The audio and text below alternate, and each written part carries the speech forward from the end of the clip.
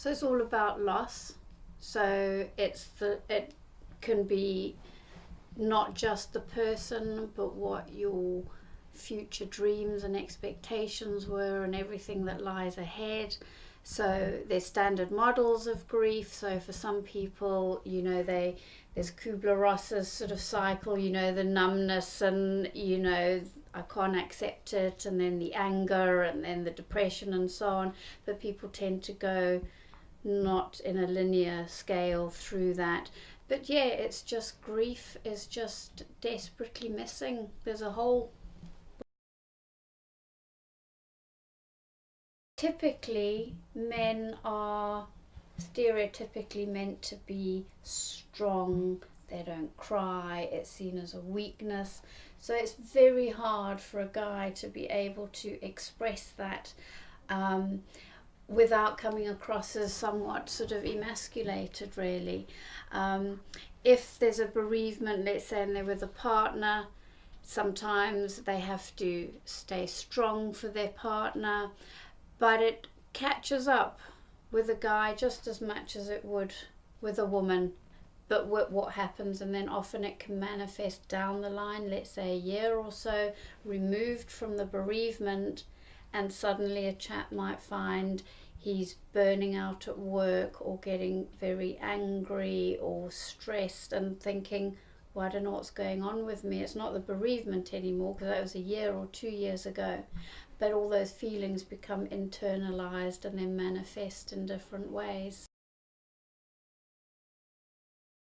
Men might typically exhibit at work, let's say, grumpiness or irritation or anger. They may throw themselves into work to try and distract from the pain, to avoid thinking about it.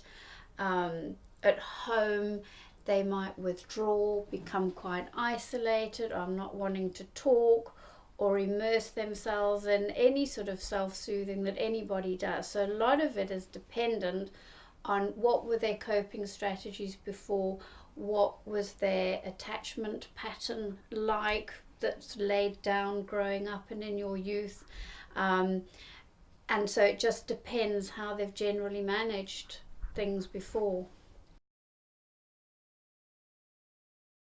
Everyone's an individual, everyone's unique, and people don't, as I say, on a linear process go through each of the stages, but very much is evidence with men of low mood depression, very much so. And there is very often the anger, because I've got all these feelings, I don't know what to do with them, I'm missing the person, I can't tell anyone. So it's a bit like someone, let's say, with road rage lashing out at some motorist, totally undeserved, who cares really, but it just becomes, it's actually about their anger and their grief as opposed to that person in the road, for example. In general, what you would say is 2 years. So the first year, it's the first of everything. How do you get your head around the horror of someone not being here anymore? The second year can be quite difficult because everybody seems to have moved on and sort of have forgotten. The other thing about it is it's not something to get over. Grief is something you learn to live alongside. So I always equate it a bit to it's like a psychic amputation. So if I, for instance, lost my arm, 24/7, I would know I don't have my arm. And then I'd start to compensate and learn to use my left. And there would be periods where I didn't even remember that I'd missed a limb. But every time I looked, I would be reminded. So it's almost like grief starts to soften. So where the danger comes in is if somebody becomes totally stuck in the grief, as in, I cannot move on, I cannot function, that rawness never dissipates. So you'll always feel the pain, it'll always hurt, but instead of it being there all the time, it becomes less and less.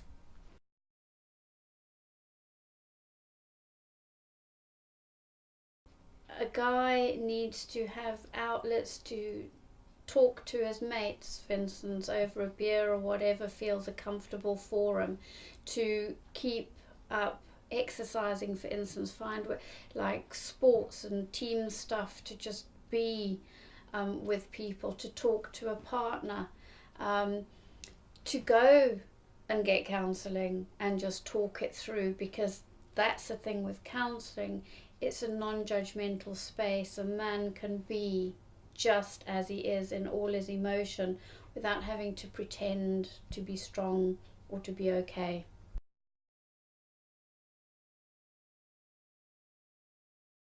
So I would try and help him to tap into what he's actually feeling. What does that loss mean to him? What gaps has it left in life? And to help with the coping strategies. A lot of bereavement work is also to normalize extreme emotions and feelings.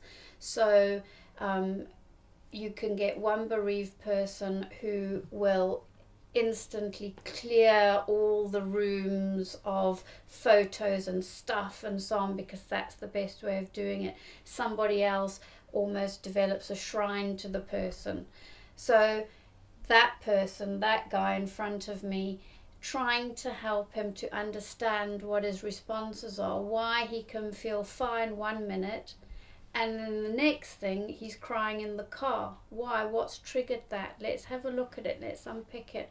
But to just create a very safe, boundaried space to just be and to feel. Because everyone's instinct, when you've got tough emotions, go away from the emotion. I don't want to feel what's happening physically in my body because it's uncomfortable. I don't want to think about the painful stuff. It's easier if I block it. But the concept is a bit like the monster under the bed when you're a kid. The more you are scared to look, the bigger and more powerful it gets. But then when you cautiously try to examine it and look at it, it diminishes, it becomes smaller, it doesn't have such a grip over you.